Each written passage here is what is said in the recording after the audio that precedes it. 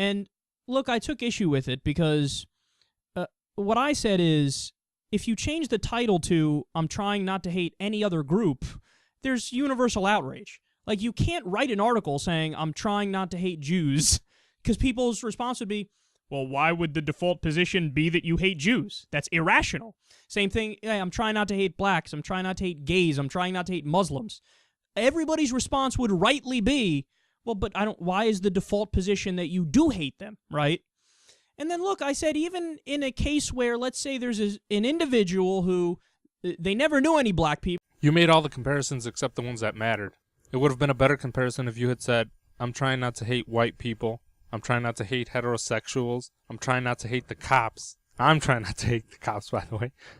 I'm trying not to hate Christians is probably the name of an article that you loved when it was written by an atheist. And you do understand there is a difference between the prejudice as a tool of oppression as it is with, anti-black racism in the white community, misogyny, and so on, as opposed to prejudice as a reaction to oppression, right? Actually, I'll let you explain it to you. Why I wanted to discuss that. That's what's so terrible about racism. That's what's so... It's such a destructive force for that reason.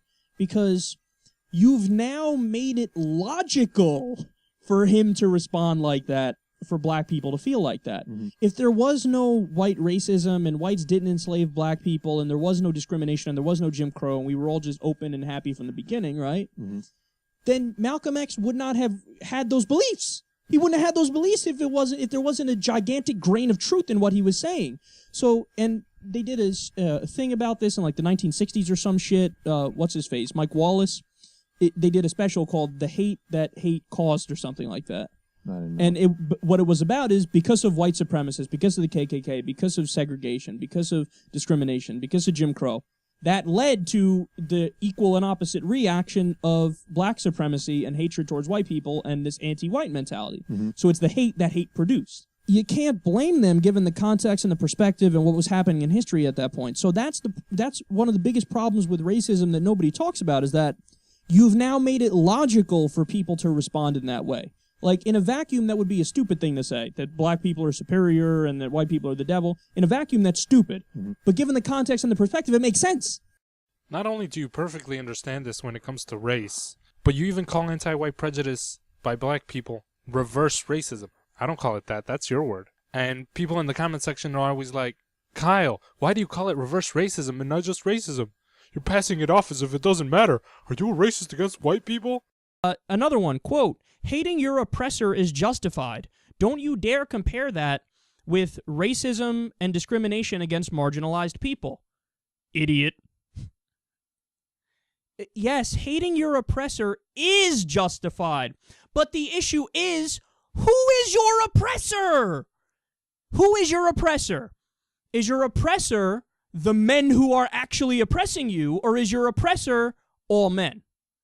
You do know that even liberal feminist men benefit from discrimination based on sex, right? Even ones that never even subconsciously ever did anything sexist at all?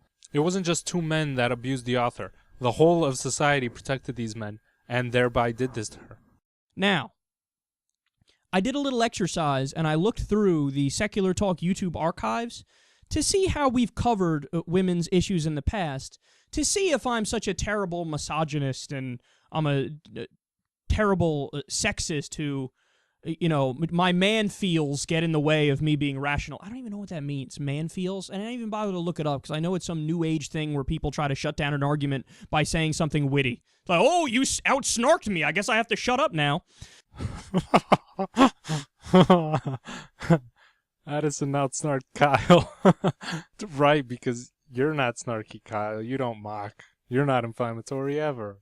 You know what I think? I think Kyle uses those glasses because they look like Malcolm X's. That's my pet conspiracy theory. Okay, this is the comment that he left me when I talked about his views towards Malcolm X. Mayfleet, you do realize Malcolm X, after the Hajj, realized he wanted to work with white people and other civil rights leaders, right? He alienated them before, and he said that was wrong. Is neo-feminism not painting with too broad a brush and alienating men who want to fight for equal rights and freedom, like me? This version of feminism is making more enemies than friends, and it's smearing the name of a great historical movement. Well, like I said before, I don't know what this version of feminism is, but how do you feel alienated, Kyle? Does this woman's story of alienation alienate you? It's not a very often mentioned part of privilege, but an added burden that disenfranchised groups face is that they have to keep their feelings in check, they have to keep their anger in check, or they might alienate people like Kyle, who might otherwise be friendly to the cause. So in total, there are 71 videos that come up in the Secular Talk archives when you type in the word feminism. A grand total of 5 of them disagree with feminists. Now, in those videos, here's what I advocate for. An end to female body shaming and unrealistic images. How sexist of me. An end to religious oppression of women. How sexist of me. An end to gender roles, which I call to unreasonable abortion restriction bullshit. I mock an end to female control bans and to unfair double standards about unreasonable abortion. All right, enough. Do you feel like you're not being appreciated enough? Do you want a pat in the back? I'll give you a pat in the back. Place your back to the screen. There. Also, you get a medal for not turning into an MRA. And a lordship. The sash indicates lordship. And with the title comes an epithet. I suggest Lord Kyle the Unsexist.